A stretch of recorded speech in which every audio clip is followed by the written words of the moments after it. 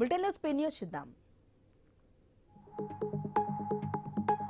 తూర్పుగోదావరి జిల్లా Anaparthi SI Srinu Naik road భద్రతా నిబంధనలపై వాహనదారులకు అవగాహన కల్పించారు. రోడ్డు సేఫ్టీ నియమాలు పాటించాలని వాహనదారులతో ప్రతిజ్ఞ చేయించారు. ఏలూరు జిల్లా భీమవరంలో టీడీపీ ఇన్ఛార్జ్ తోట సీతారామలక్ష్మి ఆధ్వర్యంలో గ్రీవెన్స్ డే నిర్వహించారు. సమస్యలు మొరపెట్టుకునేందుకు టీడీపీ కార్యాలయానికి ప్రజలు భారీగా తరలివచ్చారు.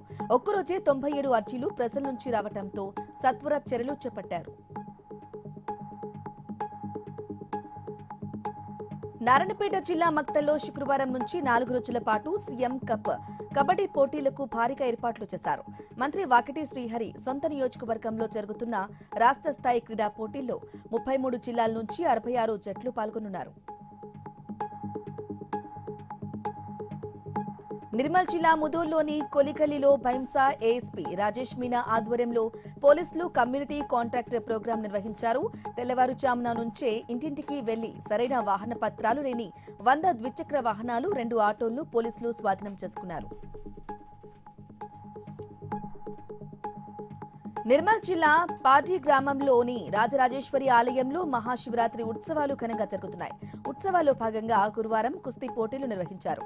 మహారాష్ట్ర పుల్వాడికి చెందిన రోహిణి అనే బాలిక బాలుడితో తలపడి విజయం సాధించింది. Osmania university inter college kho kho championship పోటీలు శుక్రవారం ప్రారంభమయ్యాయి. వివిధ కళాశాలలకు చెందిన మహిళలు, పురుషుల జట్లు పోటీలో పాల్గొన్నాయి. ఏవీ లా కళాశాల విద్యార్థి సంఘం ప్రెసిడెంట్ మెట్టు శైలేందర్ పోటీలలో పాల్గొన్న క్రీడాకారులకు మెడికల్ కిట్లు పంపిణీ చేశారు. నిజామాబాద్ జిల్లా ఆర్మూరు హౌసింగ్ బోర్డు కాలనీ అభివృద్ధికి కృషి చేస్తారని 3వ వార్డు కౌన్సిలర్ యామాద్రి కవితా భాస్కర్ అన్నారు. హౌసింగ్ బోర్డు అభివృద్ధి కమిటీ ఆధ్వర్యంలో నూతనంగా ఎన్నికైన కౌన్సిలర్ను పలు కుల సంఘాల నాయకులు ఘనంగా సన్మానించారు.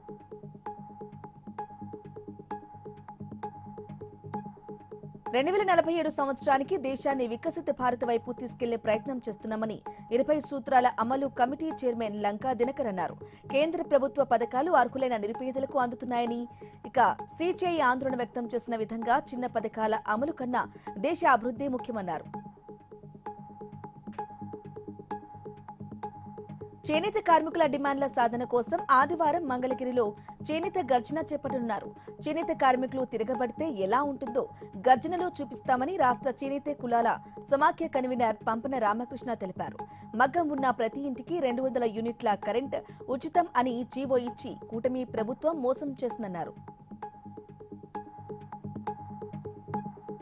కామారెడ్డి జిల్లా పాల్వంచలో మంత్రి తుమ్మల నాగేశ్వరరావు పర్యటించారు. రైతు సింగిరెడ్డి బలరాం రెడ్డి వ్యవసాయ క్షేత్రంలో నిర్వహించిన ఆయిల్ ఫామ్ మొక్కల మాస్ ప్లాంటేషన్ కార్యక్రమంలో పాల్గొని మొక్కలు నాటారు.